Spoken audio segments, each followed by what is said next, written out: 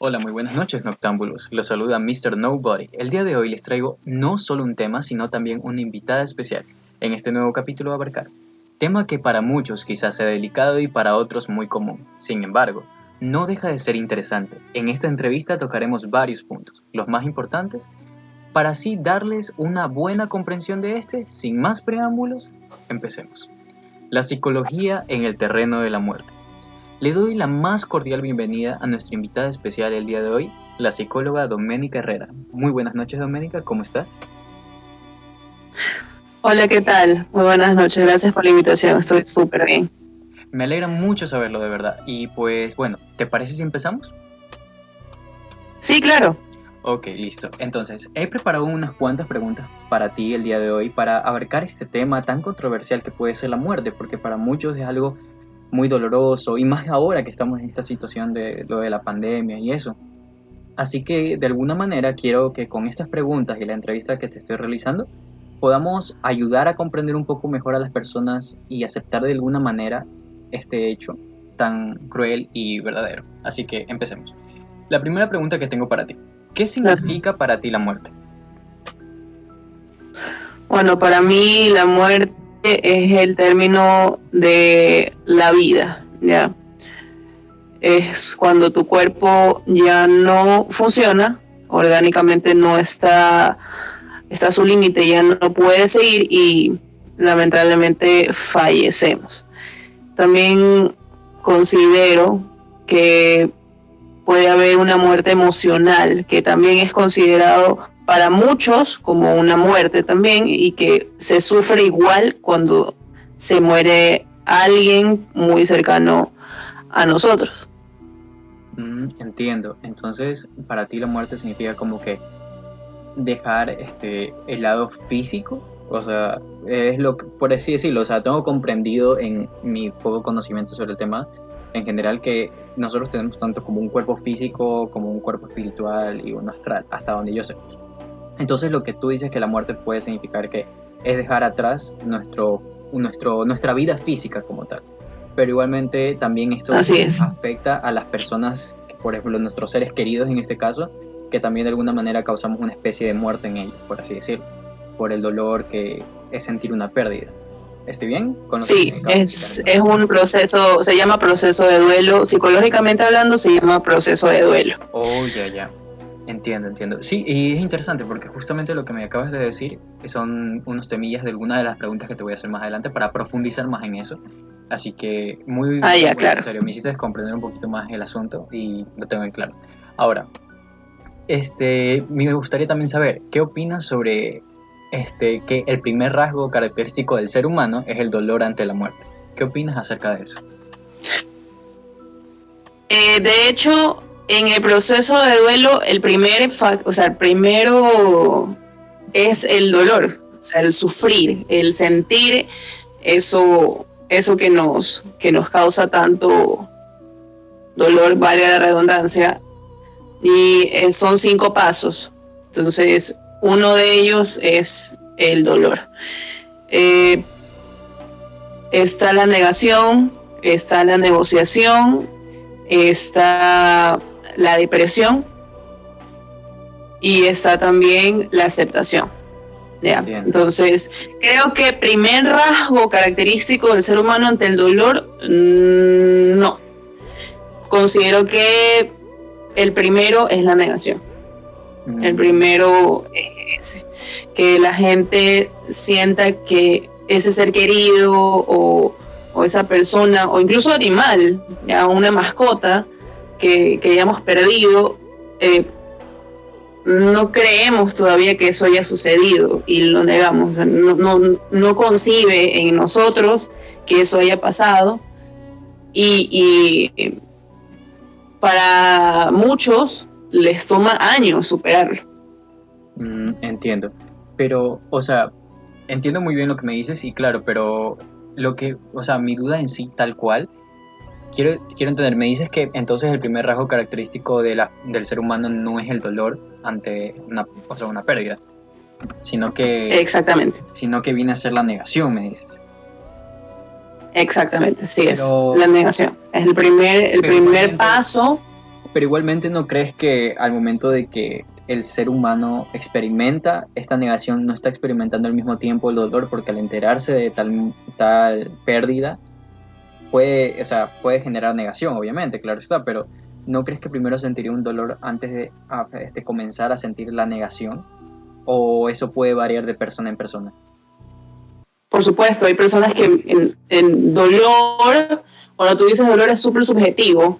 Ya, por ejemplo, dolor, un dolor emocional en el que lloras, te sientes triste, te duele, ya, pero hay otros que no sienten eso, y otros que sienten ira, ya, se enojan, que también es parte de un proceso de duelo, ya, y es normal, es súper normal que sientan enojo al perder a esa persona.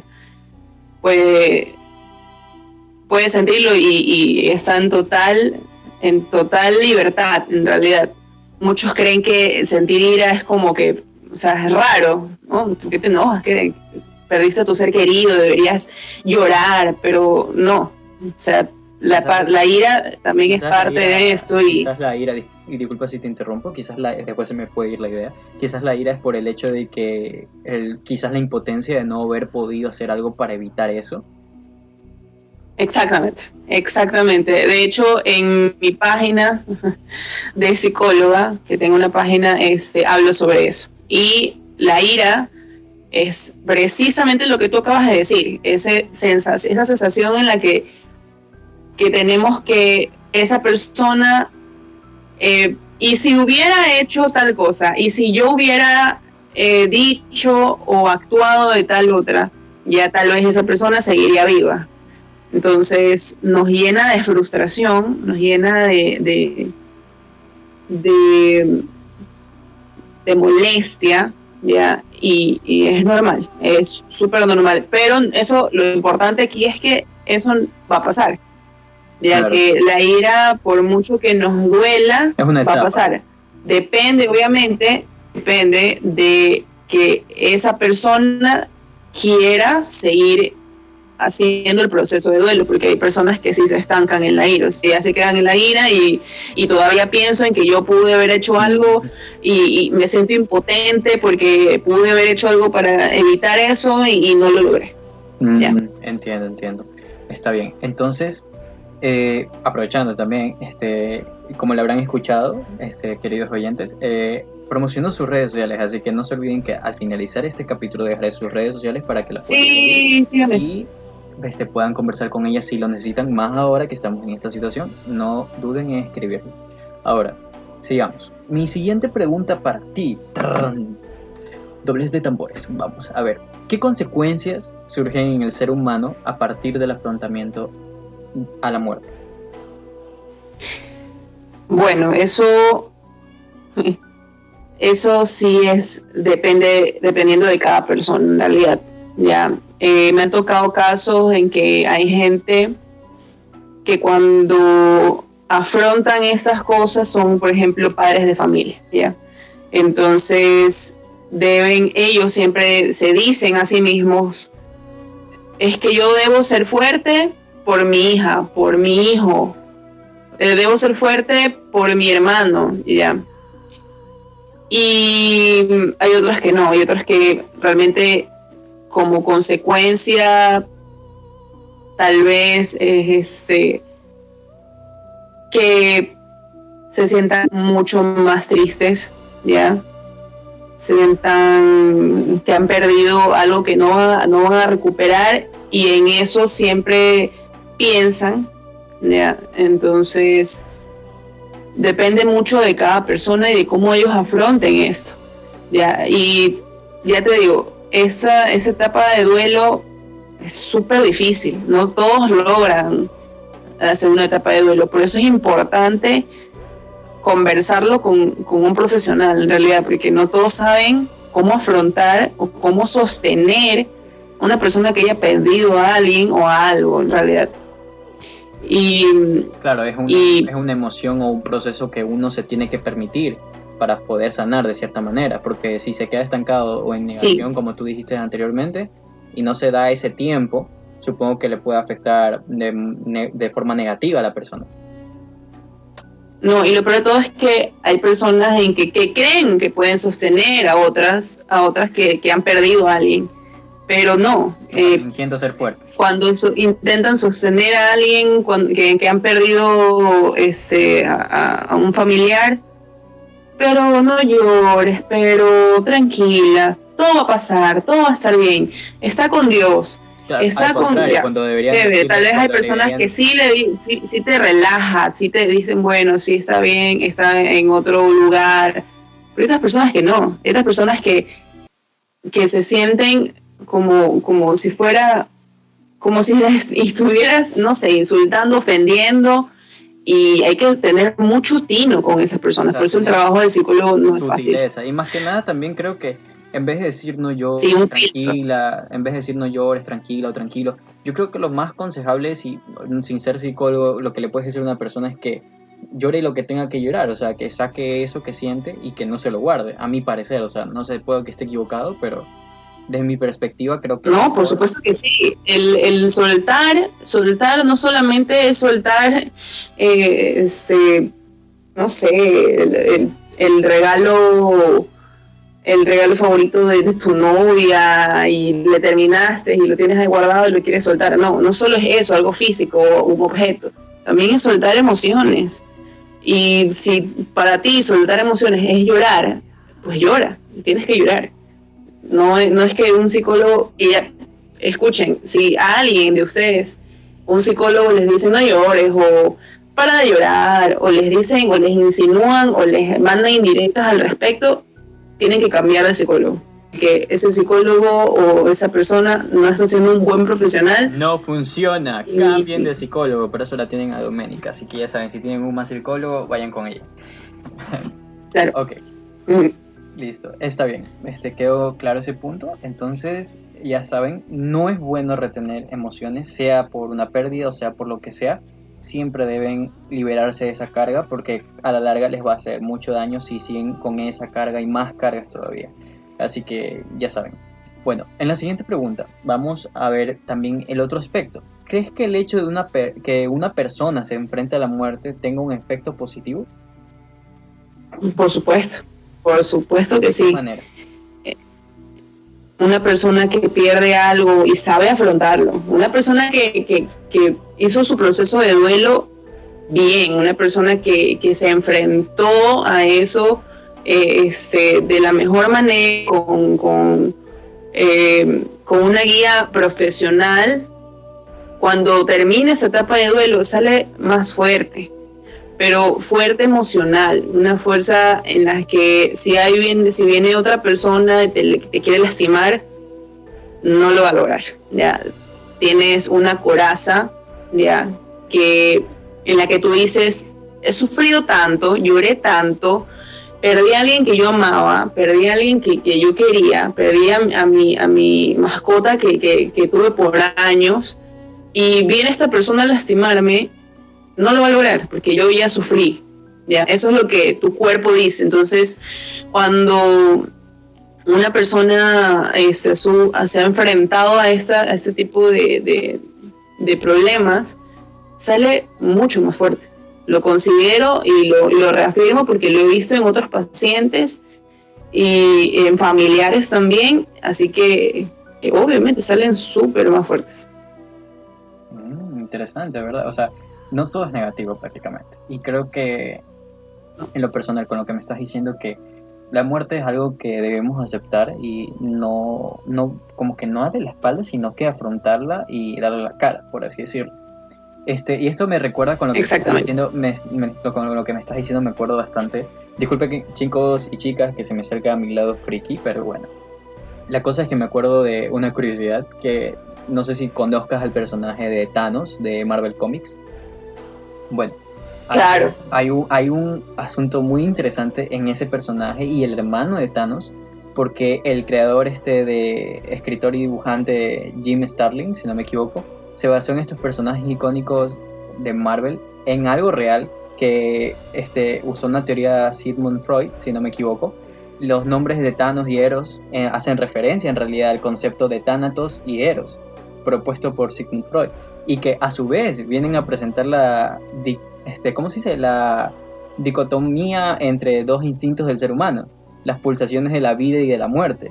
Los mitos grecorromanos decían que Thanatos o Thanatos o Thanos, como lo quieran decir acá, era el dios de la muerte dulce, pacífica, y decía, si te das cuenta, como en la película de Avengers, él quiere como que una especie de paz, como que traer equilibrio y balance con la muerte, o en los cómics que él acorteja a la muerte con las cosas que hace, y en los, ¿cómo se llama? Y en cambio de ahí su concepto freudiano venga a significar el deseo de una muerte tranquila y el fin de la vida. En tanto Eros representaba lo contrario, o sea, representaba la lujuria, el amor, el deseo, elementos asociados a la vida y a su goce en sí. Y me parece súper interesante porque es como que son dos polos opuestos y al mismo tiempo la gente vive y está consciente de su vida, ¿verdad? Pero no es consciente de su muerte. Y creo que es muy difícil, por lo menos para mí es difícil, creo, estar consciente de que así como vivo también muero. Y creo que es por miedo, o me equivoco en eso. Claro, no, o sea, no te equivocas, me digo claro porque afirmo lo que tú acabas de decir. ¿Ya? Sí, hay dos polos en realidad y los acabo de explicar de la mejor forma con el mejor ejemplo, lo creo yo. Así que sí, tienes toda la razón. Sí, porque me había parecido curioso. Yo casi no he analizado tanto estos temas a profundidad, pero me acordé de eso de Thanatos y Eros porque hace unos días vi un video justamente de algo de cómics que hablaban eso. Y yo me sorprendí porque la verdad era ignorante en eso y no sabía ese pequeño detalle a pesar de que soy muy fan. Pero bueno. No, y creo que tal vez otras personas tampoco lo saben y con tu ejemplo creo que lo acabas de aclarar. Y ahora todos lo saben. Bueno, me parece un buen ejemplo, la verdad. Esperemos que la gente sepa algo nuevo y si no, pues lo vuelvan a reforzar. Bueno, avancemos a la siguiente pregunta. Me gustaría saber, ¿de qué modo se relaciona la muerte con las enfermedades mentales? Hace un rato creo que habías tocado justamente algo que decías que hace mal y que hay personas que se toman el duelo y no lo superan y siguen con eso. Supongo que esto implica en esta pregunta que te acabo de hacer, ¿verdad? Bueno, te cuento que esa pregunta la tengo un poco confusa, ¿ya? Porque aunque es cierto que hay enfermedades mentales en las que te puede provocar la muerte, ya no todas son así. Entonces, yo creo que cuando me hablas o me preguntas sobre enfermedades mentales, creo que hay dos que yo considero que son relacionadas, o yo las relaciono con la muerte. Ok, que son. Discúlpame que te interrumpa. Yo sé que creo que es porque Sí. no me di a entender bien con la pregunta. O sea, lo que yo quiero decir con la pregunta, cuando digo de qué modo se relaciona la muerte con las enfermedades mentales, o sea, me refiero qué enfermedades puede causar el miedo a la muerte como tal, o el modo de no afrontarla, o por ejemplo con lo que dijiste del duelo, de que eso puede hacer daño a la larga, por ejemplo, eso puede causar enfermedades mentales o de alguna manera daño a la persona, de forma psicológica. O sea, claro, eso yo. Ah, ya, por si acaso. Claro, como dicho, entonces... O sea, sí, la confundí porque cuando tú me hablas de enfermedades mentales hay muy millón, ¿ya? Entonces está el obsesivo compulsivo, ¿ya? Entonces el trastorno de ansiedad, ¿ya? Entonces esas enfermedades mentales como tal es una en un millón en que te provoque una muerte, ¿ya? Pero las que yo considero que sí son relacionadas a la muerte, por ejemplo la depresión, ¿ya? Y que es uno de los pasos en uno de los procesos en el duelo en que mucha gente se estanca, ¿ya? En que mucha gente no lo logra superar y provoca obviamente que esa persona se decida morir, ¿ya? Decida morir. Y la otra enfermedad mental que yo considero también que puede provocarte la muerte es la esquizofrenia. La esquizofrenia, si muchos no lo han oído, es un trastorno de la mente que provoca que tú escuches voces, que tú oigas personas que no están ahí, que tú alucines, que tú veas cosas y que te hagan, que te provoquen hacer cosas que tú no quieres hacer, ¿ya? La mayoría, o bueno, la mayor parte de las personas que tienen esquizofrenia son psicópatas, ¿ya? En Estados Unidos he visto documentales al respecto y tienen mucha patología con la esquizofrenia. Chuta. ¿Ya? Entonces, la esquizofrenia incluso puede provocar en esa persona que te mueras. Esa voz que te habla o que te susurra, te puede decir, muérete, dispárate, mátate, tírate al puente. Y tú vas y lo haces, porque es una voz que no es que te lo dice una vez y sí, muérete. Y ya, o sea, no suena más. Es una voz que se repite de mañana, de tarde, de noche. Entonces, ¿qué hace la persona? ¿Qué hace esa persona que sufre ese tipo de trastornos? Tiene que cumplir eso para callar esa voz. O incluso esa persona o esa voz no te dice que te mates, pero solamente el hecho de escuchar esas voces que se repiten todo el día, voces que cantan. La verdad es que yo no he tenido pacientes esquizofrénicos, pero tengo colegas que han estado con pacientes esquizofrénicos y me cuentan a mí cómo han sido sus experiencias. Me dicen eso, que escuchan voces que no están aquí, escuchan la voz de la mamá, de la hermana, del tío, del primo, y ya están hartos. Escuchan hasta no pueden ni dormir y se suicidan para no escuchar más esas voces. Chuta, o sea, es súper heavy pasar por eso. A mí, o sea, no lo he vivido. Creo que tengo un familiar que ha sufrido eso, pero no estoy seguro, la verdad. Pero sí es súper feo lo que me cuentas, porque me hace acuerdo también de un caso de es un caso conocido sobre una asesina, no serial, porque serial es cuando comete asesinatos a varias personas diferentes, seguido como un patrón.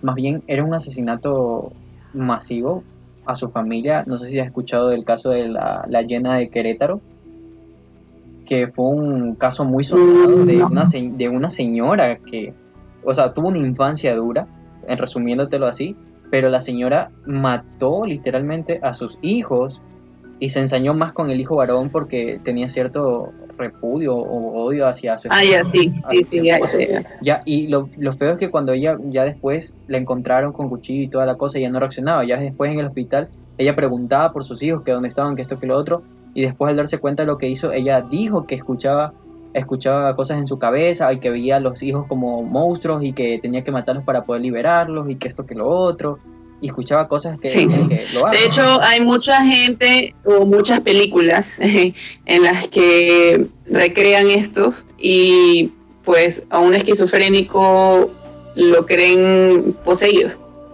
Ya, muchas de las películas de terror, cuando una persona la están exorcizando, habla en otros idiomas, tiene otras voces, son síntomas también de la esquizofrenia. Y es difícil para un psicólogo diagnosticar esto ya. Pero quiero enfrascarme en la depresión. ¿Por qué? Porque es la esquizofrenia, aunque no la descarto, la depresión creo que es uno de los puntos donde más gente más gente sufre de la depresión. Y no solo adultos, jóvenes, adolescentes, ¿ya? Creo que una vez me escribió una chica con depresión y con tendencia al suicidio, ya, porque había perdido a su padre. Y fue difícil tratarla porque para yo poder ayudar a esa persona debe decidir y querer tener una terapia. Pero yo no la puedo obligar. Es más, si acaso, chicos, si un psicólogo te obliga a tener terapia, cambien de psicólogo, ¿ya? Porque ningún psicólogo, ningún profesional de la salud mental te puede exigir a ti que tú vayas a terapia. Ya no te puede decir, o sea, es que vienes a mi consulta porque si no, te demando o te vas a morir. O no vas a poder superar eso y obviamente, no sé, cualquier excusa, no puede. No puede hacer eso un psicólogo. Debe darte la libertad de elegir y de que tú quieras recibir esa ayuda. Entonces, la depresión creo que es uno de los procesos más difíciles para un ser humano y en donde más gente se enfrasca. Ahora, la depresión no solamente es por enfrentarse a la muerte, obviamente. Hay otros factores que generan depresión, ¿ya? Y como te digo, es muy difícil trabajar con un paciente depresivo porque tengo un colega que tuvo un paciente depresivo y se suicidó. Ese paciente no logró superar eso y se suicidó. Y obviamente para nosotros eso es una pérdida fatal. Debe ser algo muy duro fatal, y difícil, porque es como que horrible. De hecho, por si acaso, los psicólogos también necesitan terapia. Y yo de hecho, tengo un analista. Me imagino que sí con las emociones y las cosas de otras personas también te agobia en algún momento, o sea, y también necesitas... Por supuesto. Exactamente, tú te recibes, es como si recibieras todo el dolor del otro, toda esa ansiedad, esa angustia, todos los problemas del otro lo recibes tú, como todo eso, tratas de solucionarlo y lo que haces es pasárselo a otro. Y el analista obviamente va a tener su analista y así, ¿ya? Pero perder a un paciente es difícil también, es fatal. Entonces, la depresión creo y considero que es uno de las enfermedades mentales, los trastornos, más bien, que más difícil es tratar. Interesante, ¿verdad? Muy difícil, la verdad. No me imagino tanto la posición que puede tener esa persona, tanto psicólogo, y más aún cuando tiene una pérdida de algún paciente, es como que algo devastador saber que no pudiste quizás ayudarlo lo suficiente o no lograste quizás lo que te estaba pasando en tu mente. Pero bueno. Exactamente, no podemos estar 24/7 con el paciente, así claro, que no es posible vigilarlo. Ustedes como psicólogos, como profesionales en el área, cuando pasan este tipo de situaciones, ¿no se sienten culpables quizás o no sienten remordimiento o culpa en su interior? Lo que sentimos, lo que sentiría yo, porque gracias a Dios no me ha pasado eso, no he tenido la oportunidad de tratar a un paciente que se haya suicidado hasta ahora. Lo que han hecho es declinar, o sea, se han ido, pero no es que se han suicidado. Pero yo no sentiría culpa, sentiría mucha pena porque yo creo, y no es por creerme bastante o algo, pero yo creo que podría haber ayudado a esa persona, ¿ya? Porque me considero una buena profesional de la psicología y yo considero que podía haberle salvado la vida, porque igual el que esa persona se haya ido o haya decidido suicidarse no es porque es que el psicólogo no me ayudó, o sea, no es que por eso que se suicidan, en realidad tienen otros factores, tal vez pasó por un tema o tuvo un muy mal día en el que dijo ya, ok, hoy día ya decido irme, ya, y no quiero hablar con nadie y me voy a morir y me voy a matar. Pero no considero, al menos yo no consideraría que eso me haga sentir culpable, la verdad. Entiendo. Pero, en serio, me dejó pensando bastante eso. Bueno, continuamos con la siguiente pregunta. ¿Has oído hablar sobre la psicología existencial? ¿Y qué opinas al respecto de esto? Sí, he oído hablar de la psicología existencial. Cuando hablamos de psicología existencial se trata de vivir en la realidad, ¿ya? De estar presentes en lo que nos toca, ¿ya? Mucha gente, hablando de psicoanálisis, esto es una parte de la psicología que es bastante compleja, se llama el imaginario y el fantasma, ¿ya? El imaginario son cosas que nosotros creemos o queremos tener, ¿ya? Y el fantasma es esos sentimientos que están presentes, pero no los asimilamos, están ahí ya. La verdad es que son temas súper difíciles en la psicología, en el psicoanálisis, ya. La psicología existencial tiene que ver con el presente, con lo que vivimos ahora, con cómo nosotros resolvemos los problemas con lo que tenemos. Y mucha gente, creo yo, que no puede, bueno, ahora que estamos en pandemia, tal vez hay mucha gente en que ya que ya se rinde. No, ¿sabes qué? Yo voy a tratar de buscar otra solución, o de no pensar en eso. No voy a pensar en eso por ahora, no quiero. Voy a ver Netflix, o voy a ir a ver a mi mamá, y voy a tratar de no pensar en que hay una pandemia, en que nos podemos morir, en que de verdad está la situación muy grave, y que no va a pasar nada.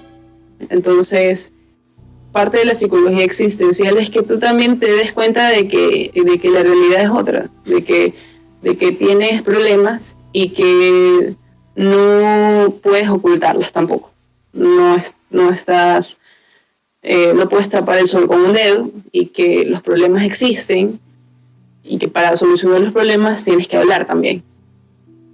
La parte de la psicología es una comunicación. Las palabras curan, las palabras relajan, las palabras liberan, ¿ya? Entonces mucha gente por eso nos tacha a nosotros como psicólogos de locos, como que no, el psicólogo no hace nada, ese tiene o tiende a ganarse su plata con los locos. Todos los que van al psicólogo son locos, pero no es así. La locura la tenemos todos, creo. La tenemos todos, y todos tenemos problemas en los que no podemos solucionar, y ni tu mamá lo puede solucionar, ni tu hermana, ni tu papá, ni tu primo, ni tu tío, nadie. Solamente esa persona que está... Con eso de que todos tienen la locura dentro. Me hiciste de acuerdo bastante de esto del Joker, cuando dice solo hace falta un mal día como para que eso salga, esa locura que la persona puede tener. Como que a veces el pasar una situación muy heavy te puede llevar al borde del abismo y cometer alguna locura. Sí, de hecho véanse el Joker, es muy buena. Y recomendadísimo. Es parte también de hecho el Joker iba al psicólogo, iba también pero a pesar de que él iba a tratarse, bueno, él tenía problemas, no le ayudaba, si te habrás dado cuenta. Claro, es que, bueno, igual no era el psicólogo, era la psiquiatra, porque la psiquiatra le daba medicinas, ya. Entonces, hay diferencias entre el psicólogo y el psiquiatra, por si acaso. ¿Y cuál es el psicólogo es el que no te da medicinas, no te receta, a ver, tómese clonazepam, valeriana, no te da medicinas ni te receta nada. La psiquiatra o el psiquiatra, sí. El psiquiatra tiene el poder para poder recetarte la medicina para la ansiedad, para la depresión, ya, pero nosotros no recetamos. Chicos, si un psicólogo te receta alguna medicina, repórtalo, no te está ayudando. A ver, y bueno, sí, obviamente en la película la psiquiatra no le ayuda al personaje. Y bueno, todos sabemos lo que pasó en la película, y no voy a spoiler si es que alguien no se lo ha visto, así que no voy a decir nada más con respecto a la película. Pero eso sí, el problema es existencial. La psicología existencial trata de eso, ¿ya? Trata de eso, que vivamos el presente. Que sí, que a veces quieres dejar de lado un poco los problemas, está bien, ya, es tu manera de solventarlo, sí, pero hay gente que no, hay gente que cuando los deja de lado, y ahí quedaron los problemas, las deudas, de todo, y me ubico en otra cosa, pienso en esto, voy a hacer aquello, y no es así, la verdad. A veces hay que tocar tierra. Chuta, pero hay algo que me intriga bastante con lo que me dices, porque estuve leyendo sobre el respecto porque me llamó la atención sobre lo de la psicología existencial, porque me preguntaba, o sea, obviamente existencial debe ser existencia, ¿no? Pero quería saber un poquito más de ello, y me acuerdo de lo que leí, que decía algo de la teoría de la personalidad existencial, que postula que la psicopatología resulta de la represión psicológica de las preocupaciones primordiales de la existencia. O sea, que trataba de dar a entender que cuando los individuos se hacen conscientes de su vida y su muerte, se genera ansiedad, y que para evadir esto activan mecanismos de defensa como para evadir que son conscientes de esto y engañarse a sí mismos. O sea, no sé si me di a entender, pero es como que evitar pensar en eso o ser conscientes de eso, y creo que la mayoría de las personas evitan ser conscientes de su propia vida o su propia muerte por el miedo a ello. Claro, sí. Pero por eso te digo, la gente trata de evadirlos, trata de evadirlos y literalmente olvidarse de esos problemas, ya. Pero los problemas están. O sea, te puedes olvidar del problema un día, 2 días, pero el día de mañana va a volver a tocarte la puerta de hola, aquí estoy, deudas, arrendamiento, tienes que pagar, el seguro, tienes que pagar luz. O sea, ahora que estamos en pandemia, mucha gente está así, mucha gente está con estos problemas, y lo que tratan de hacer es de olvidarse, de evadirlos un poco. Pero yo considero que no está mal evadirlos, pero también tocar tierra, decir, bueno, ok, ya pasó mi etapa de evadirlos, ya pasó ese tiempo en el que yo me olvido de mis problemas, ahora me toca solucionarlos. ¿Qué voy a hacer? ¿Ya? Porque mucha gente, cuando acumula problemas, no concibe pensar. Entonces, ¿qué hace? Se bloquea, colapsan, lloran, se ponen ansiosos, se angustian, les da depresión. Hay personas así. Entonces, olvidarse un poco de los problemas, evadirlos un poco, está bien. De hecho, es una buena opción, pero no la más recomendable. No es permanente tampoco. Chuta. Ay, la realidad es muy cruel, y de verdad me imagino por la situación que pueden estar pasando esas personas, porque creo que igualmente es algo que hasta yo me incluyo, que a veces es algo que ignoro o trato de no ser consciente de la muerte, tanto mía como de seres queridos. Y supongo que como dicen, es un mecanismo de defensa que nos ponemos o nos programamos. Y creo que desde que somos pequeños ya es algo que ya viene de generaciones, que las personas a sus propios hijos o entre ellos se generan eso de una forma tan increíble. Pero bueno, ahora me gustaría tocar otro punto, otra pregunta. ¿De qué manera puede afectar el reprimir esta etapa de nuestras vidas y el no querer aceptarlo? Sé que ya hemos tocado algo parecido con los temas anteriores, pero profundizando un poco más, o sea, el reprimir esta etapa de nuestra vida, ¿de qué manera nomás puede afectar a la persona? Aparte de la psicológica, sentimental, ¿hay algunas otras más? Bueno, el reprimir los problemas no es saludable, ya no es saludable. Reprimiendo los problemas haces que no se vayan, que esos problemas sigan ahí. ¿Qué provoca en nosotros?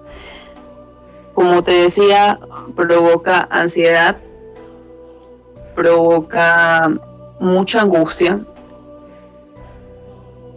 En esa cuarentena me han escrito pacientes preguntándome por sus hijos y por ellos, porque sienten bastante angustias, lloran, se sienten mal, porque no saben qué hacer, porque ya quieren que se acabe la cuarentena, y no se acaba. Cada vez que dicen faltan 15 días, le dan 15 días más. Entonces, ¿qué en otra cosa nos puede afectar?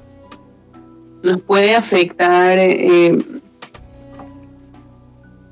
voy a hablar psicológicamente porque es mi área, ya, okay, porque pueden haber otros factores que afecten, claro, que lo económico también, que sí, lo económico, en la salud me refiero a que te quedes sin comida un día, ya, que no tengas dinero para comprar tus alimentos y que obviamente te enfermes. Pero en lo psicológico, en lo emocional, ya puede haber o puede ocurrir que durante esta cuarentena, en esta etapa que estamos viviendo, colapsemos más seguido, ya. Antes, cuando colapsábamos y teníamos ansiedad, era por un tema en específico, y bueno, hablabas con otra persona, hablabas con tu hermana, tu amiga o tu psicólogo. Pero hay personas que viven solos, y que no tienen a nadie, y que están literalmente aislados, y que no pueden encontrar solo a nadie. Exacto, y que no pueden encontrar solo a nadie. ¿Y qué hacen esas personas que no pueden encontrar solo a nadie? Pueden ver series, pueden ver películas, y el problema seguirá así.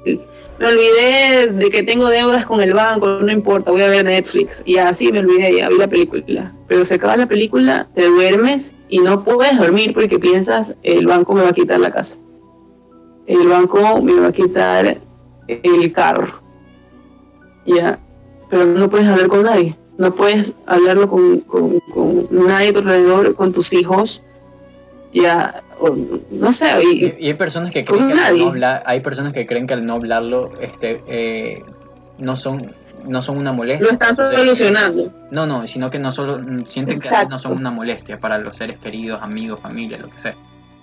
Así es, sí, hay mucha gente que piensa que así el problema lo va a solucionar uno a su manera. No, yo voy a ver cómo hago, ya, sí, yo sé, yo soy muy proactivo, yo puedo solucionarlo. Pero tal vez habrán problemas un día en que no vas a poder solucionarlo y que ya no te vas a sentir proactivo, y en el que ya dices, me quiero morir. No sé, ya, creo que la única solución para mi vida es morirme, ¿ya? Y nos puede afectar mucho. Entonces, una persona aislada, sola, que está enfrentándose a esta cuarentena, que todo lo está haciendo teletrabajo, obviamente le puede afectar mucho más. Los colapsos van a ser más seguidos, más constantes, vas a llorar más. Porque no tienen cómo distraer la mente, desahogar, ocuparlo. No tienen cómo desahogar esto, no tienen cómo liberar la tensión. Esa carga que tienen, de alguna manera. Exacto, no tienen cómo liberar esa carga como lo pones tú, y colapsan, lloran, no saben qué hacer, no duermen, tienen insomnio, se angustian, les falta la respiración, le dan ataque de ansiedad, se mueven por un lado, eso, exactamente, la ansiedad provoca eso, y eso, de verdad. Es un problema. Sí, es un problema grave que mucha gente se lo toma a la ligera, pero no, la ansiedad, al igual que los demás trastornos, son problemas y hay que tratarlos como tal. Pues sí, es verdad. Así que ya saben, chicos, traten esos problemas, no se callen, no crean que van a ser una carga para sus familias o amigos, y más ahora que si están solos pasando por esta cuarentena, les haría bien hablar con ella, les serviría mucho, créanme. Ahora, me gustaría avanzar al siguiente punto, la siguiente pregunta que te tengo. ¿Consideras que el duelo o el sufrimiento por una pérdida es exclusivo de los seres humanos? Cuando me haces esta pregunta, pienso en que si los animales también sufren o sienten algo parecido. Porque en mi lo poco que sé que los animales también han demostrado el sufrimiento de una pérdida. Por ejemplo, creo que en los orangutanes se ve eso. Por eso te pregunto, ¿tú crees que sea algo exclusivo de los humanos o también los animales pasan por esto de alguna manera? Sí, no creo que todos los animales lo sientan, pero los que se parecen más a nosotros, el gorila, el orangután, el chimpancé. Una vez vi un documental en donde hablaba justamente de lo que me estás preguntando, y hablaba sobre un orangután que perdió a su madre, y hablaban sobre que no quería comer, se deprimía. Creo que sí escuché. Entonces yo considero que sí hay animales que sienten una pérdida. Ya, no soy experta tampoco en animales, tal vez habrán otros animales que también sientan lo mismo, pero cuando yo vi ese documental, hablaba solamente de aquellos que se parecen bastante a nosotros. Entonces, sí, creo que también hay animales que sienten, o sea, la pérdida de algo. En lo personal, o sea, en mi opinión personal, yo considero que, o sea, los animales en general, creo que en general, más allá, o sea, quizás en los chimpancés, los orangutanes, estos animales que se parecen más a los humanos de cierta manera, se denota más, pero sin embargo siento que también se puede apreciar en otros animales. Por ejemplo, hay veces que comparten en Facebook o en redes sociales o cualquier lado videos de perros, como que entierran a otro perro o los ayudan o están llorando encima del otro animalito sabiendo que acaba de morir o algo, o sea, o es más, por ejemplo, el ejemplo del perro, discúlpame el nombre, hazme acuerdo de la película del perro que esperó a su amo. Chico. Exacto, eso, disculpen mi ignorancia, que se me dan los nombres a veces. Esa película, y fue basada en un hecho real de que él sufrió la pérdida de su amo y lo esperó, estuvo ahí, o sea, creo que hasta se deprimió y toda la Ya, claro, los perros pueden ser leales porque es su instinto animal, en el que si ellos sienten que hay un líder en la manada o en sus vidas y ese líder no regresa o están acostumbrados a ver siempre a esa persona y esa persona no regresa, pueden sentir obviamente una pérdida o tal vez no la sienten que va a volver o va a regresar. Y un claro ejemplo es en Futurama, no sé si uno de ustedes ha visto el Si Mordiera, cuando sí me acuerdo. esperó a Fry en la pizzería, nunca llegó, él estuvo congelado 3.000 años, pero Si Mordiera estuvo ahí. El trauma de todos, yo también lloré cuando vi. Lloré con eso, yo me acuerdo las veces que lo vea siempre, es uno, porque son 3 capítulos exactamente de Futurama que me hacen llorar así, que uno es el de Si Mordiera, el otro es el de el hermano de Fry y el último es el de la mamá. Son los capítulos de Futurama que yo veo y lloro. Entonces, sí, los perros pueden sentir lealtad hacia otra persona, pero sufrir como nosotros, sufrir una pérdida o saber que esa persona ya no va a volver, no se lo puedes decir a un perro. ¿Sabes qué? Si Mordiera, Fry no va a regresar, o sea, no va a pasar eso. Ya, entonces, no creo que sea igual, pero pueden sentir cierta lealtad a esa persona y esperarla, ya, hacer lo que sí. Claro.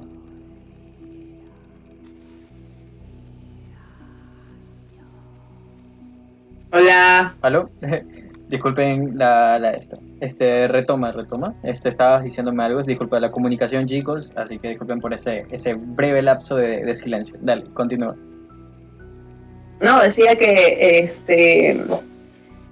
los perros pueden sentir lealtad porque es instinto animal, pero que no siento que sufran igual que nosotros, ya que no creo que si tú le dices al perro tu dueño no va a regresar, el perro se va a sentir, bueno, me rindo, ya no lo espero. O sea, no, el perro va a seguir esperando, porque es su instinto. Interesante, de verdad. Pero bueno, ya saben, chicos, sean perros, chimpancés u otros animales, también pueden sentir eso. Quizás de diferentes maneras y otros más que otros, pero también, a mi parecer, los animales sienten, sea alegría, tristeza, y más que nada, también nosotros les transmitimos esas emociones. De alguna manera. Por supuesto, eso sí estoy de acuerdo. Claro. Estoy súper de acuerdo. De hecho, si me permites, vi un video. Yo trato con niños con problemas de comunicación y socialización. Son niños con autismo, por así decirlo, ya. Vi un video donde una niña autista tenía un perro que le daba terapias. Y ese perro lo grabaron justo cuando estaba dándole su terapia a su dueño. Ella tenía un ataque de ansiedad y muchos de los autistas lo sufren ya cuando crecen, obviamente. Se jalan el pelo, se pegan, se golpean, se le hacen daño y se rasguñan.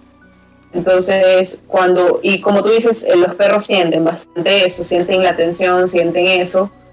Entonces, ¿qué hacen ellos? Tratan de hacer sentir mejor a una persona. Entonces, cuando sienten que su dueño está mal, en ese video en particular, se le acercaba, se le subía encima, la chica le hacía a un lado y el perro seguía ahí, la chica lo hacía a un lado y el perro se le subía encima, hasta que en un momento dejó de hacerlo a un lado, empezó a acariciar al perro, el perro le saludaba, le movía la colita, le lamía y la chica se calmó. Ya, no digo que esto sea una terapia constante y que a todos le va a funcionar, pero ayuda, la verdad, porque pero ella obviamente lo funcionó. He visto que hay, no me acuerdo si era un negocio o algo, no me acuerdo en qué país era, pero era que iban a este lugar para liberar un poco el estrés y sentirse mejor, y tenían full gatos y la gente acariciaba a los gatitos y pasaba tiempo con ellos, y como que de cierta manera les ayudaba a olvidar esos males sentires o problemas que tenían con estos lindos animales, o sea. Sí, bueno, muchos de nosotros, digo nosotros porque a mí me encantan los animales y yo sí considero que los animales sienten. Ya una vez estuve muy triste y mi perro se me acercó y me puso una carita y yo me puse mejor. En realidad sí me ayudó bastante. Entonces, sí creo que los animales te pueden ayudar a relajarte bastante, a sentirte mejor, a olvidarte un poco de lo que estás sintiendo, ¿ya? Y tratar de desbloquear tu mente, ¿ya? De sentirte en que tienes la capacidad de solucionar lo que te afecta y seguir. Disculpa, me voy a tomar agüita ya. No te preocupes, dale. Bien. Tú sigue con las preguntas. Ok, bueno, entonces avancemos a la siguiente pregunta, ¿te parece muy bien? La siguiente pregunta que te quiero hacer es, ¿crees que de alguna manera la sociedad influye en el cómo vemos a la muerte? Claro, por supuesto. Hay una frase que mi mejor amiga siempre dice, se llama presión social. Ella siempre dice eso. Entonces, cuando escuchas presión social, ¿qué se te viene a la mente? Quizás, o sea, se me viene a la mente cuando escucho presión social, es como que haces algo a la final o decides algo, pero no porque quieras, sino porque te sientes presionado por las personas a hacerlo. Así es, exactamente. Ya es como el ejemplo básico de la presión social es que, por ejemplo, te vas a declarar a tu futura novia o a una chica, te le vas a declarar a una chica, le mandas el cartel de ¿quieres ser mi novia? Y todos, ay, sí, dile que sí. Y la chica dice, sí, pero no porque ella quiera, sino porque todos le desean que sí. Y bueno, ella decidió aceptar, pero realmente no le gusta el chico, realmente no es que está enamorada de él ni le atrae. Eso también es presión social. Cuando hablamos de muerte, en este caso, cuando hablamos de muerte, también hay una presión social. Porque yo puedo creer, o yo considero que la muerte es, bueno, hablo de mí, yo considero que la muerte es algo natural y que si llega, pues la voy a ver como algo tranquilo, normal. No me voy a sentir asustado, me voy a morir, no. voy a tratar de que cuando suceda, de que sea lo más pacífico, ¿ya? Ahora te pregunto, ¿cómo tú describirías o cómo sería tu imagen de la muerte? Mi imagen, o sea... Si ¿Cómo sería la muerte? ¿Cómo la imaginas tú a la muerte? No cómo te mueres. No, ¿Cómo tú verías a la parca? La verdad, yo lo imaginaría como siempre la han pintado, como con una túnica negra, la hoz típica y un esqueleto. De esa forma yo la vería. No sé, es porque... Exactamente. Así como tú lo dices, como tú lo acabas de decir, millones de personas que están escuchando esta entrevista piensan igual. ¿Por qué? Porque la han visto en la televisión, en la serie, en Los Simpsons, en la película tal, en las novelas. Como que lo romantizan, como los hombres lobos, los vampiros, cosas así, ¿verdad? Por supuesto, entonces eso también socialmente te están diciendo cómo debes ver tú a la muerte. Le tienes que tener miedo, debes evitar morirte, pero al final cada uno puede tener una imagen diferente de la muerte. Ya, personas que realmente no es que le dan mucha importancia a lo que hay en la televisión, ya, y que pueden sentir y aceptar que la muerte es una etapa, que todos vamos a llegar a esa etapa y que debemos pues aceptarla con la mayor tranquilidad y no estar angustiados porque ya nos vamos a morir. Es decir, parte de eso tiene que ver también con la sociedad. Entonces, no podemos igual descartar a la sociedad, ni olvidarnos de la sociedad, ni nada por el estilo, obviamente. Pero sí podemos tratar de sostenernos nosotros cuando hablamos de muerte. Entonces, eso. O sea, hay algo que me había intrigado también, que dicen que la muerte no, o sea, en sí la muerte como tal no es un buen animal, sino que son las actitudes, como lo que me estás diciendo, las actitudes ante la muerte, las que están encerradas en códigos morales y le otorgan en ese caso esas cualidades. Por ejemplo, como decirte un ejemplo, yo mato y está bien que yo mate a esta criatura, su muerte es mi vida. El que yo la mate prueba que soy bueno. Exactamente. O que, por ejemplo, que me maten, o que yo tenga que morir de esta manera y comienzo a cuestionarme. O sea, creo que las personas le ponen diferentes argumentos o contextos a la muerte en ciertas circunstancias. No las personas, las culturas. Las culturas, exacto. Diferentes culturas te ponen eso, te ponen cómo deberías tú ver la muerte. Por ejemplo, en Asia, no recuerdo el país, creo que en Taiwán o no sé, no recuerdo qué país, pero la muerte la ven como un regalo, ¿ya? Vestirse de negro ahí es prohibido. De hecho, tienes que hacer fiesta cuando te mueres. Cuando alguien se muere, tienes que hacer fiesta, nadie llora, todos celebran. ¿Por qué? Porque esa persona ahora está en paz, ahora va a estar tranquila, ahora va a estar llena de alegría en ese lugar donde vaya y le celebran su muerte. Hay otros donde no. En nuestros países, en los países latinoamericanos, la muerte la ven como una pérdida y lo que hacemos es un duelo en el que nos ponen en una caja, tomamos café refil, nos vemos por última vez, te despedimos, todos lloran, te dan el pésame, que es lo más normal, ¿ya? Y así vamos evolucionando en esto. Y antiguamente estos tipos de rituales de la muerte no eran así. Te morían y bueno, pues ya te moriste, te enterraban y ya. Y eso era todo. Y claro, pero basta decir también que, por ejemplo, en base a lo que es la muerte y todo desde tiempos antiguos, para como que afrontarla o de cierta manera amortiguar esta pérdida, comenzaron a surgir cosas que ayudaban a ello, como tú lo dijiste ahorita, como esas festividades, las religiones y tantas cosas. O sea, como por ejemplo también surgió lo de que adopta conductas en las que comenzaron a hacer lo de el embalsamiento, la cremación, la necrofagia, momificación y todo ese tipo de cosas surgieron en base a eso. Claro, exactamente. En todas las culturas va a haber ese tipo de rituales. depende de cada uno verlo de otra forma, de otra perspectiva, que es lo que al menos yo hice. Perdón.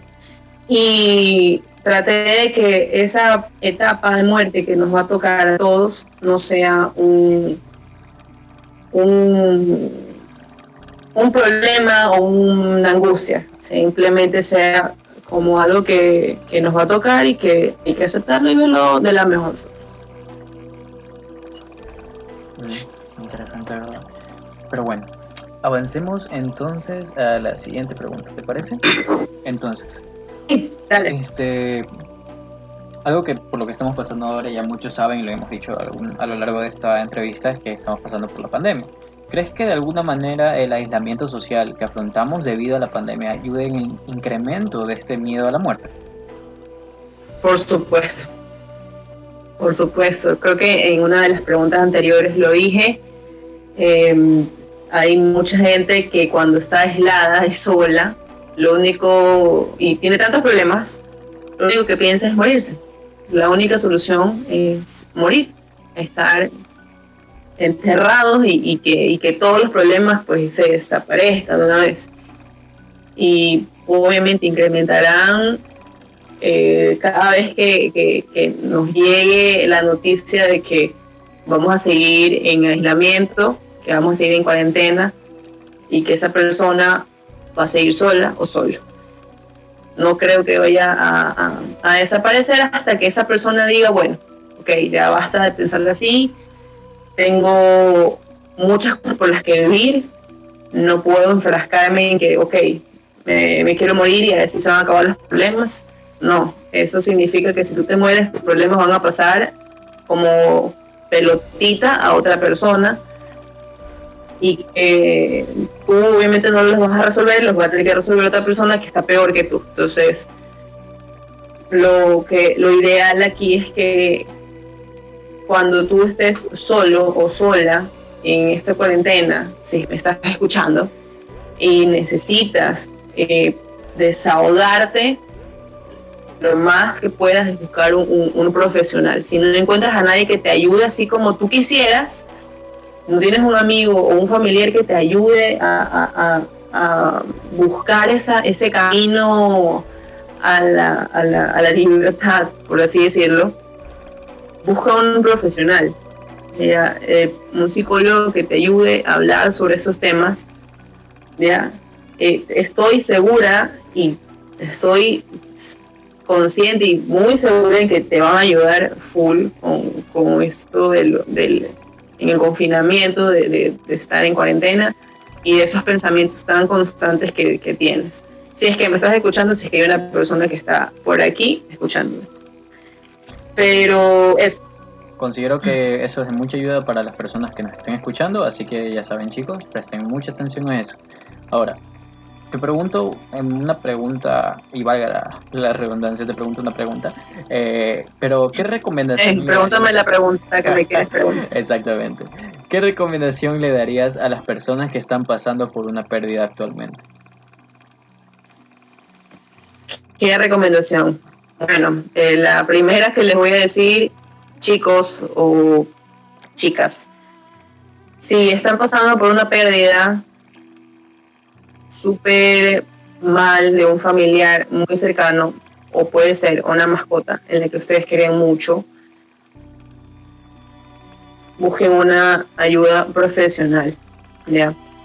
El proceso de duelo es un proceso muy difícil que no todos podemos llegar a cumplirla. Si quieres, te invito a mi página, psicóloga Doménica Herrera. Hablo yo sobre este proceso de duelo y en el que tú puedes identificar en qué etapa estás, ¿ya? Pero si deseas hablar con alguien, te ofrezco mis servicios, obviamente. ¿Qué otra cosa les puedo recomendar? Les puedo recomendar que si no pueden conseguir a un profesional de la salud, trates de hablar con alguien que tenga la confianza contigo. Puede ser tu mamá, puede ser tu papá, incluso tus hermanos, ¿ya? Y que trates de conversar de esto. Tal vez no directamente y decirle, sí, tengo problemas, tengo deudas, perdí a mi familiar, wow, me siento mal. No, porque no todos podemos llegar a decirlo completamente, pero sí poder... Exacto. O sea, tratar de que cuando estés con esa persona, decirle, bueno, me siento un poco mal porque perdiste familiar, pero ¿sabes qué? No quiero hablar de eso. Solamente quiero que hablemos de otras cosas, que hablemos de no sé, de otro tema, y creo que así me ayuda. En eso también inflige bastante, por ejemplo, como en la depresión, que muchas veces dicen que lo peor que puedes hacer es como que insistir mucho en el tema o decirle, ay, no te pongas así, mira que muchas personas están sufriendo de esto o están peor que tú o cosas así como comparando. Exacto. Creo que lo mejor que hay que hacer para esas personas es estar ahí, escuchar y, ¿cómo se llama? Estar como un oyente, como un observador y darle el apoyo, un abrazo quizás y decir todo va a estar bien. O sea, a mi parecer creo que es lo mejor que una persona puede hacer para las personas que se pueden... Claro, ahora sí es una persona súper tímida, que no habla mucho, que no suele decir estas cosas a nadie, que es súper cerrada. Te recomiendo algo también. Párate frente al espejo. Párate frente al espejo y trata de que frente al espejo decirte todo eso que tienes atorado, ¿ya? Si tienes ganas de llorar mirándote a ti mismo frente al espejo, hazlo. Nadie te detiene, nadie te está viendo, nadie te va a juzgar, porque llorar es bueno. Y si lo haces tú, en tu casa, a solas, y no le quieres decir a nadie, hazlo, llora, siéntete libre de hacerlo. Pero no lo retengas, no retengas ese dolor. También serviría, aparte de lo del espejo, serviría también el grabarte a ti mismo y después analizar y ver ese video como para ver qué piensas o como que autoescucharte a ti para, no sé, sacar alguna conclusión de lo que sientes. Claro, sí, ya depende de la creatividad de cada uno. Se pueden grabar. Como escribir un diario, solo que en vez de escribir audio, solamente un audio, o solo un video de uno estando frente a la cámara, hola, soy tal persona, etc. Por supuesto, ya depende de la creatividad de uno. Lo importante aquí es que no retengan eso, es que no guarden ese dolor, esa pérdida y que se quede estancada. Hay que sacarlo, soltarlo, chicos. Suelten eso. Ya saben, chicos. Y pues, bueno, avancemos. Y la siguiente pregunta que te tengo, ¿cómo encaminaste tu vida en esta profesión? Te cuento que cuando yo estaba en el colegio, lo que más me gustaba hacer con mis amigas era escuchar. Ya, mis amigas me contaban, mi novio se peleó conmigo, y bueno, las cosas de cada adolescente, ¿no? Pero me encantaba escucharlas, me encantaba aconsejarlas, me encantaba decirles, bueno, pero ¿y si tal cosa? ¿Y si le terminas? Pero eso me ayudó mucho. ¿Y por qué? Porque cada vez que yo llegaba a mi casa después del colegio, yo le contaba a mi mamá. Le contaba, sí, mami, te cuento que a tal persona le pasó esto. Mi mamá, sí, mi mamá le gustaba mucho escucharme también. Entonces ella me dijo un día, y capaz que cuando seas grande puedes ser psicóloga. Y yo, ¿psicóloga? ¿Y tú? Ah, caray. Sí, te gusta escuchar. Capaz que cuando seas grande te gustaría seguir esa profesión. Acabo de recalcar que en mi familia hay doctores, abogados, y no es que haya muchos psicólogos. Entonces, literalmente en mi familia soy la primera psicóloga. Entonces, me llena de orgullo, obviamente mi mamá también, pero gracias a ella me encaminé hacia la psicología. Interesante, de verdad. Me parece algo que, ¿cómo decirlo? Te gusta escuchar a las personas y eso está muy bien. Y como diría el Joker, pero de Heath Ledger, diría, si sabes hacer algo bien, no lo hagas gratis. Así que ahora puedes escuchar, aparte, pero no ahora en esta situación, sino en general como profesional, que ahora escuchas y también haces lo que te gusta y ganas con eso de alguna manera. Así que también tiene su lado bueno. Y Claro, sí, así es.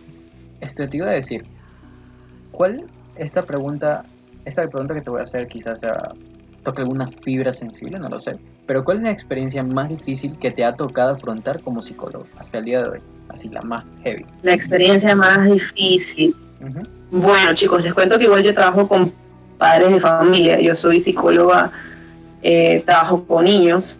También trabajo con adultos. Obviamente trabajo con los dos. En mi página pueden verlo. Pero por ahora estoy de manera independiente con niños, ya con problemas de socialización. Y creo que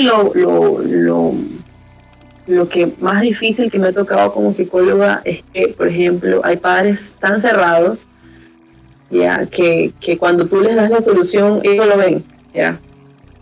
Hay padres que se sienten en que lo que tú les estás diciendo es una locura, ya.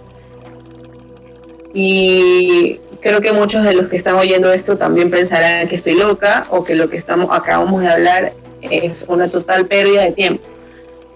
Pero cuando lo hacen, cuando lo cumplen, cuando siguen mis instrucciones o mis indicaciones, cambia la cosa. Ya, entonces, hubo una vez en que un padre de familia no entendía lo que yo le decía, no entendía nada de lo que yo le decía. Le explicaba yo cómo iba a hacer mi trabajo con su hijo, cómo íbamos a trabajar, etcétera, y este padre de familia pues no entendía, sigue sin entender, pero no es porque no era de otro país o era extranjero, no, literalmente había que dibujarle lo que tenía que yo decirle.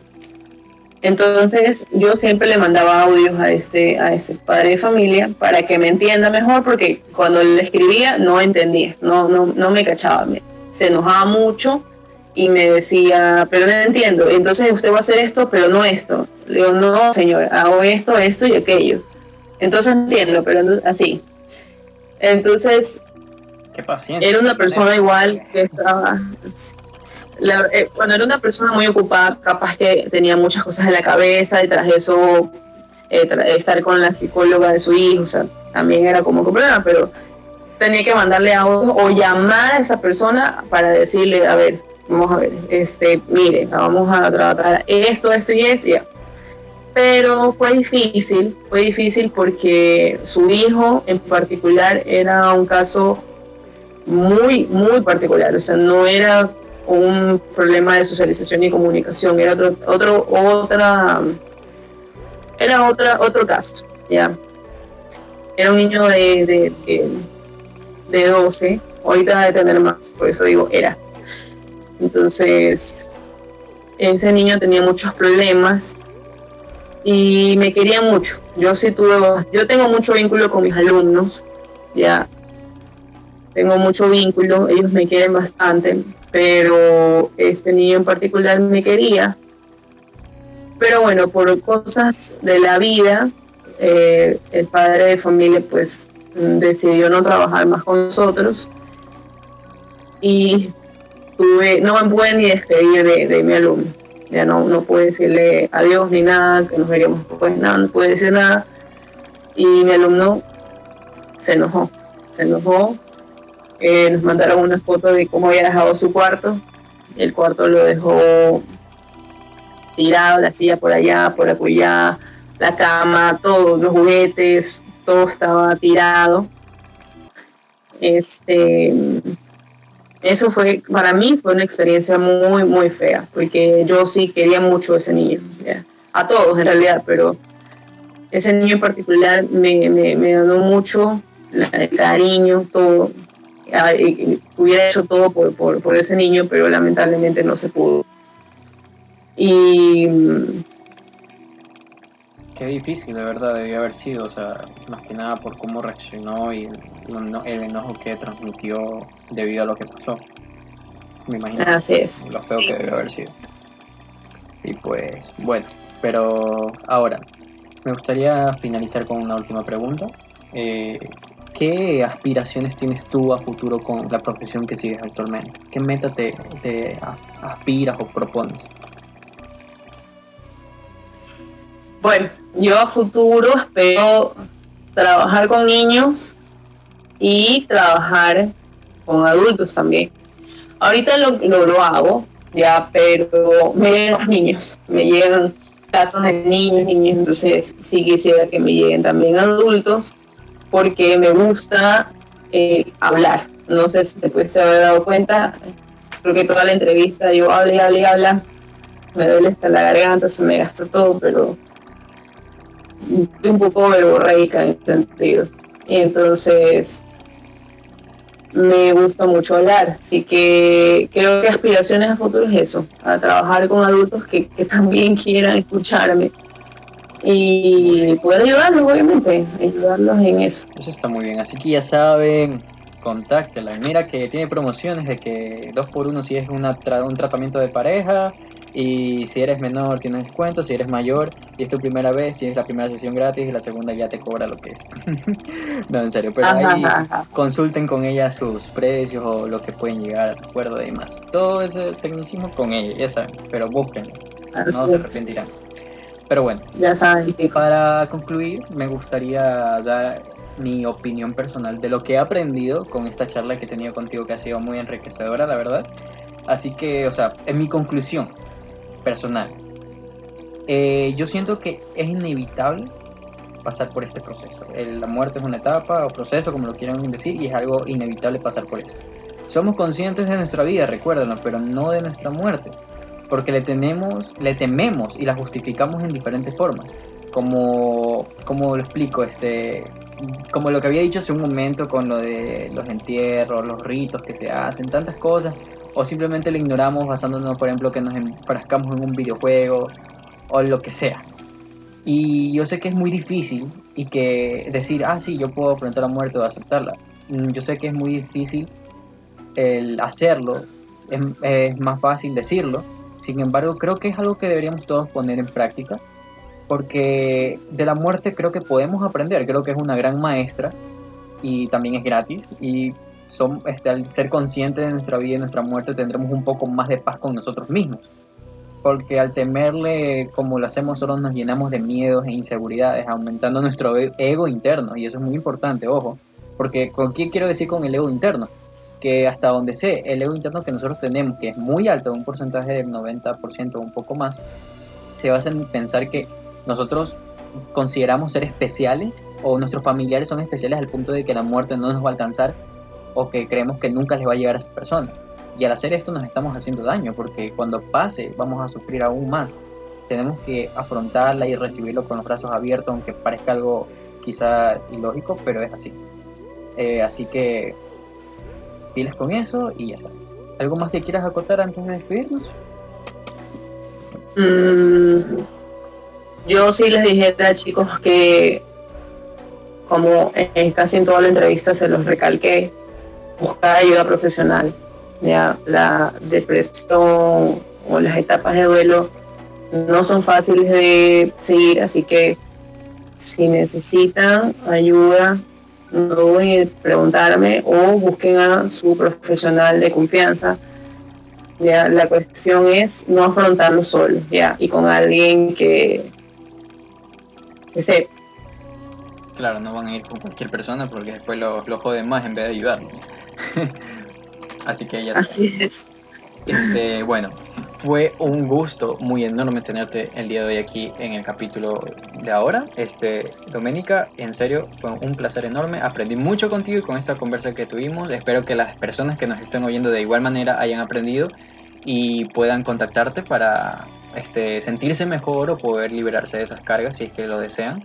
Así que ya saben, no se puede ayudar a alguien que no quiere ser ayudado. Den el primer paso, no se arrepentirán, créanme. Y bueno, nos despedimos entonces. Ha sido un gusto estar aquí con ustedes y nos vemos en el siguiente capítulo. Y se me cuidan. Tengan una excelente noche, noctámbulos. Chao. Bye, bye. Cuídense.